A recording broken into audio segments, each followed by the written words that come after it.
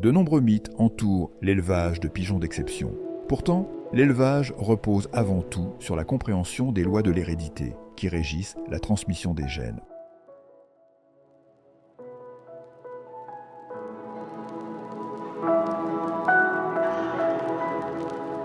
Mais même un pigeon exceptionnel a besoin de soins appropriés, d'une nutrition équilibrée et d'un entraînement progressif pour atteindre son plein potentiel. Un bon chez Pierre peut tout à fait être un bon à rien chez Paul.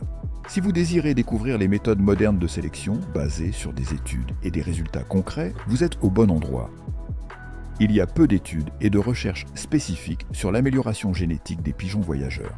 Néanmoins, Alphonse Anker, un professeur hongrois mondialement connu pour sa contribution à l'amélioration génétique des porcs, nous a laissé un héritage exceptionnel et pourtant méconnu.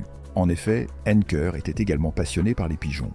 Un autre grand champion néerlandais, Steven van Breeman, a appliqué la méthode du professeur Anker avec un succès incroyable. Il a d'ailleurs écrit sur le sujet dans son livre The Art of Breeding. Dans ce livre, il détaille chaque étape avec précision, mettant en pratique ses principes de sélection qui lui ont permis d'atteindre et de se maintenir au plus haut niveau pendant de nombreuses années. Aujourd'hui, notre objectif n'est pas de rentrer dans les détails de la génétique, mais de partager des découvertes passionnantes et accessibles à tous. Si vous voulez en savoir plus, les livres Flying Puzzle et The Art of Breeding répondent à de nombreuses questions. Si vous souhaitez qu'on approfondisse ce sujet dans les prochaines vidéos, dites-le dans les commentaires. Ce qu'il faut savoir en premier, les différents caractères, comme l'intelligence ou la volonté, se divisent en deux grands groupes. Ces caractères ne se transmettent pas tous de la même manière. Les gènes pour l'intelligence, la vitesse, le mordant et la capacité à s'orienter sont renforcés par la consanguinité, à condition de faire une sélection stricte.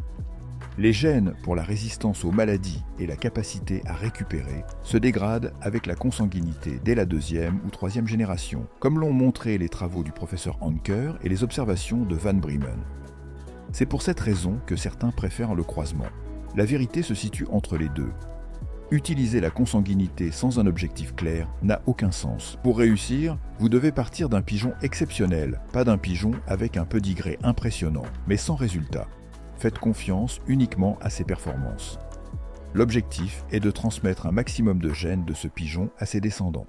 Accouplez votre reproducteur exceptionnel avec sa meilleure fille, puis testez les petites filles. Accouplez ensuite votre reproducteur avec sa meilleure petite fille. À la deuxième génération, les jeunes auront 87,5% des gènes de votre reproducteur exceptionnel. À la troisième génération, ils auront 93,75% des gènes de ce reproducteur.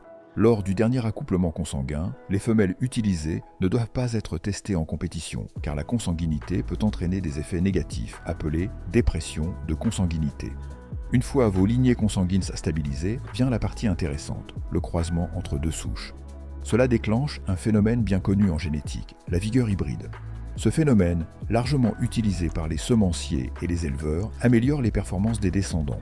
Vous avez sûrement vu la mention F1 sur des paquets de semences, carottes, navets, etc. Elle signifie que ce sont des hybrides de première génération, issus du croisement de deux lignées consanguines. Pour reproduire ce modèle, formez deux lignées consanguines distinctes en sélectionnant soigneusement vos reproducteurs. Croisez les deux lignées pour obtenir des pigeons plus performants grâce à la vigueur hybride. Voici donc, en résumé, l'un des secrets pour améliorer non seulement les pigeons, mais aussi les animaux d'élevage et les plantes. La réussite d'un tel programme d'élevage dépend de plusieurs éléments, comme le choix des critères de sélection et leur degré d'application.